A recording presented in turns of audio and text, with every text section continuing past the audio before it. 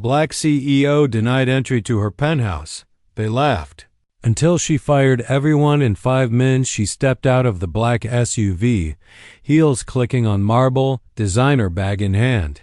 But before she could enter the luxury high-rise she owned on the top floor, the doorman blocked her path. "Residents only," he said, smirking. She smiled politely and showed her keycard. Another security guard joined, arms folded, eyes cold. "Ma'am, you need to leave." They laughed as if it were some prank.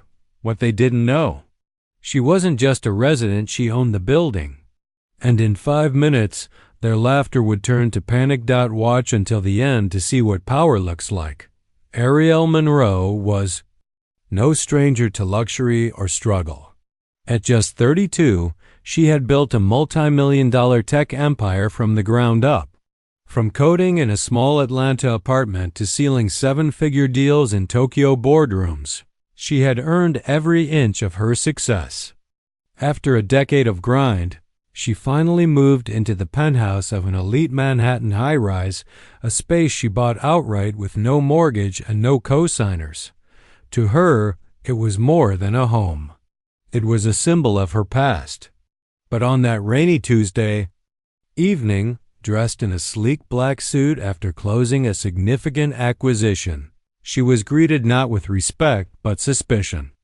The building staff, unfamiliar with her face, saw only what they expected to see: a black woman alone in an expensive space. And that's when the humiliation began. They didn't recognize her, and worse, they didn't care.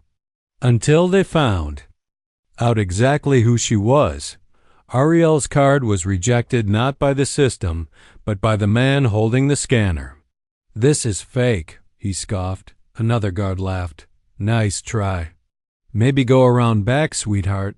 She stayed calm, voice level. "I own Unit 59B, the penthouse." But they weren't listening.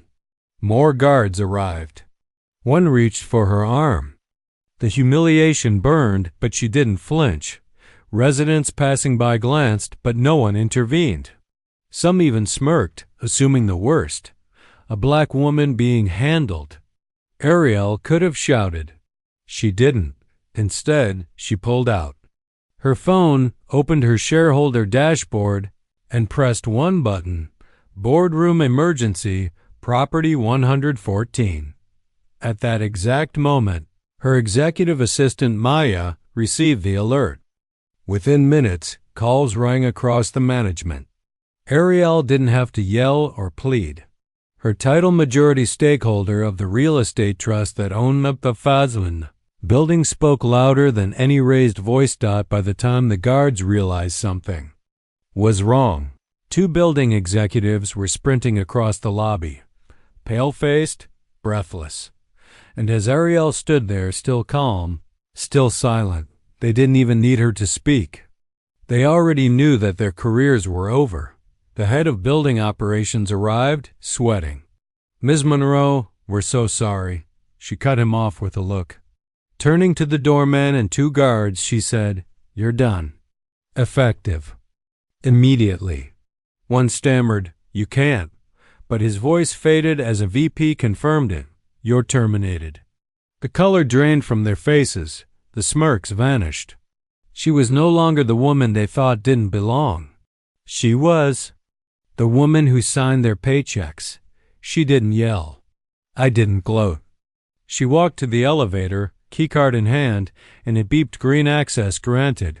The doors closed as the lobby watched in stunned silence. In 5 minutes, she turned humiliation into justice. Quietly, completely, Arielle reached her penthouse. Views of the skyline glittering below. But her thoughts weren't on the city. They were on how often this happens, how success still isn't enough when your skin is black. That night, she didn't celebrate a win. She rewrote the policy. Mandatory. Racial sensitivity training. Zero tolerance enforcement. Security contractors were replaced, and yet, the question lingers. How many others were turned away, unheard, unseen before her? This isn't just about her. It's about a system that sees color before credentials. What would you have done if this were you? Comment below with your city and country. Let's ensure stories like this are heard until they no longer need to be told. Take care.